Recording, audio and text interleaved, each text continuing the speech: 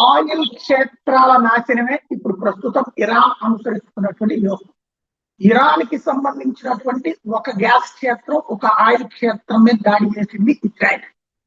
Iran ఆర్థిక మూలాలను దెబ్బకొట్టేట్లేదు. అదే సమయంలో ఇరాన్ గల్ఫ్ దేశాల ఆయిల్ క్షేత్రాల మీద, ఇజ్రాయెల్ ఆయిల్ క్షేత్రాల మీద దాడులు దిగింది. ఓవరాల్ గా ఒక్కళ్ళని ఒక్కళ్ళు నాశనం చేసుకునే క్రమంలో గత కొన్ని దశాబ్దాలుగా 2-3 దశాబ్దాలలో ప్రపంచపు తీరు మారిపోయింది. ఆయిల్, గ్యాస్ విస్తృతంగా అందుబాటులోకి వచ్చేటికి ప్రపంచ ప్రజల ఆలోచనలు మారిపోయింది. ఒకప్పుడు పొట్టు పొయ్యలు, బొగ్గు పొయ్యలు, కట్టెల పొయ్యలు, బాయిలర్లు ఇట్లాంటి జీవితం నుంచి పూర్తి మార్పు వచ్చింది.